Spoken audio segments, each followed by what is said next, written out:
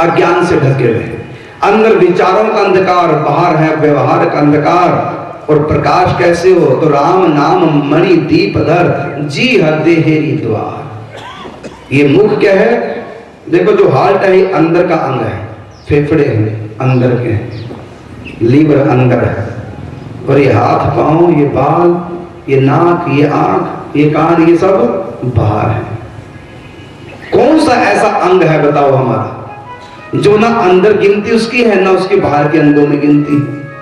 कौन सा अंग है वो है जीभ। ना तो ये भीतर का अंग है और ना ये बाहर का, ये बीच में है। बीच का मतलब द्वार, देहली पे।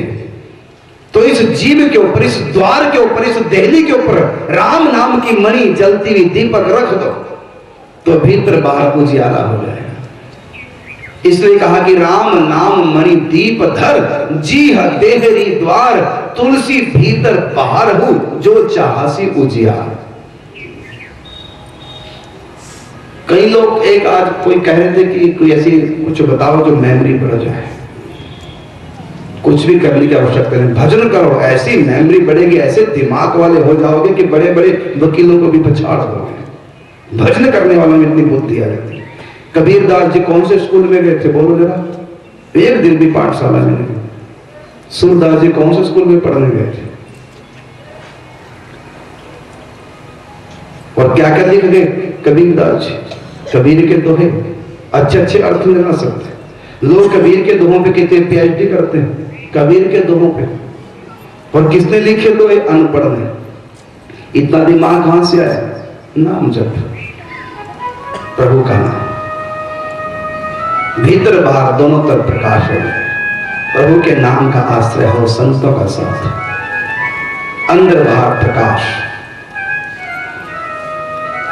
जो भी करो हो के करो, ऐसा नहीं कि अपनी मर्जी। जब संतोष होगे ना, अब अपनी मर्जी से कुछ मत करो। अपनी मर्जी से करोगे शक्ति मिलेगी, और संत की मर्जी से करो तो भक्ति मिलेगी। रावण अपनी मर्जी से साधना करता, उसको पावर मिली है, शक्ति मिली है, भक्ति नहीं मिली रावण को। शक्ति इतनी मिल गई, देवताओं के बल में बस में कर लिया। अपनी मर्जी से साधना करने वाले को शक्ति मिलती है और अंत में पतन होता है। और संतों की मर्जी से साधना करने वाले को शक्ति नहीं, भक्ति मिलती है। क्योंकि शक्ति का अंत में नाश है, लेकिन भक्ति साथ जाती है। भक्ति बीज पलटे नहीं, चाहे बीते जन्म अनंत, ऊंच नीच को उपजे रहे संत के संत। अपनी मर्जी से भजन करो, खूब करो। पहली बात तो कर नहीं सकोगे, अगर कर लिया तो केवल शक्ति मिलेगी, रिद्धियां सिद्धियां मिल सकती हैं परमात्मा ने। और संतों की स्टांप लगवा लो अपनी साधना पे, संतों की इच्छा से करो, फिर आपका हृदय भगवान के प्रेम के रंग में रंग जाएगा। फिर भक्ति भीतर आ जाएगी। भक्ति स्वतंत्र सकल गुण खानी, लेकिन बिन सतसंग ना पावही प्राणी। बिना संतों की कृपा के भक्ति हृदय में नहीं आती। अपनी मर्जी से कोई भी भजन करोगे तो क्रिया मात्र रह जाएगी। क्रिया तो कंप्यूटर भी कर देता है, वो भी न जाने क्या क्या काम करने लग जाता है कंप्यूटर भी। तो कंप्यूटर की तरह तुमने कुछ किया है धार्मिक काम, तो सब भक्ति नहीं है, वो थोथा कर्म है। और वो कर्म तुमको भगवान तक नहीं पहुंचा सकता। इसलिए कहा भक्ति स्वतंत्र सकल सुख खानी, बिन सत्संग न पावहि प्राणी।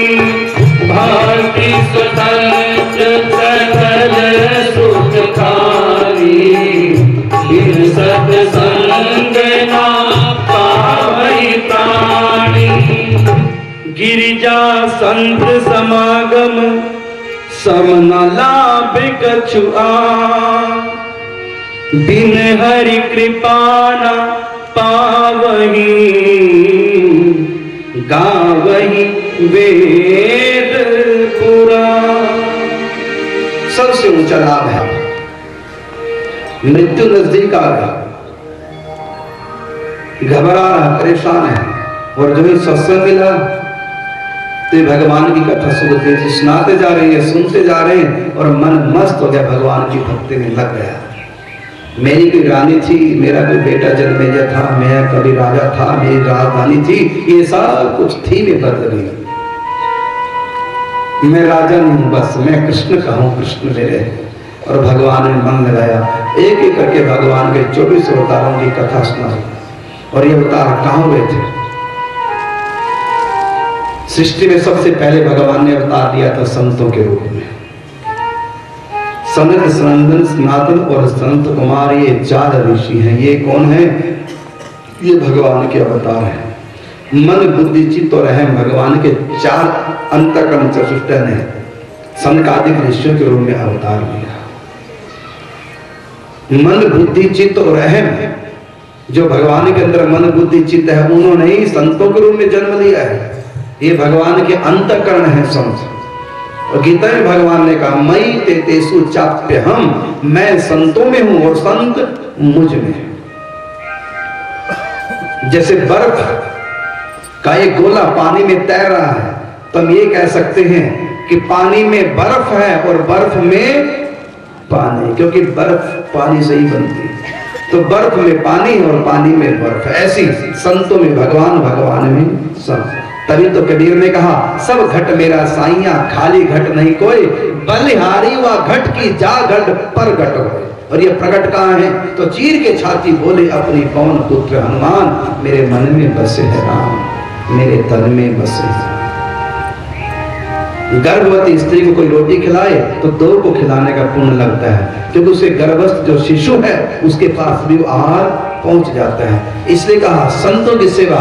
किसकी सेवा है? तो दोनों की, संत और भगवान। अंतर्यामी गर्भगत साधु सुंदरी माही, जो कोई पोषे एक को तो दोनों ही पोषे जाए। तो सबसे पहले सृष्टि में प्रारंभ में भगवान ने जो अवतार लिया है वो 4 संतों के रूप में अवतार लिया था। उन संतों के नाम सनक, सनंदन, सनातन और सनत कुमार। फिर भगवान ने दोबारा फिर अवतार लिया संतों के रूप में, और उस संत का नाम हुआ देवऋषि नारद जी। देवऋषि नारद जी भी भगवान के 24 अवतारों में एक अवतार नारद जी का है। नारद जी कोई साधारण नहीं है, स्वयं परमात्मा ही संत के रूप में अवतरित हुए। बाहर से देवऋषि संत और अंदर से भगवान है। सनकादिक ऋषि बाहर से संत हैं और अंदर से भगवान। तो जितने भी सच्चे संत हैं वो बाहर से संत हैं और अंदर से भगवान। क्रोध करते समय व्यक्ति, लोभ करते समय व्यक्ति, हिंसा करते समय व्यक्ति बाहर से इंसान होता है और अंदर से शैतान होता है। संत बाहर से इंसान है, संत और अंदर से भगवान है। जैसे गर्भवती स्त्री बाहर से एक है और भीतर से वो 2 है, क्योंकि गर्भ में बच्चा भी है। इसी प्रकार संत 2 in 1 होते हैं, संत भी होते हैं और साथ में भगवान भी होते हैं।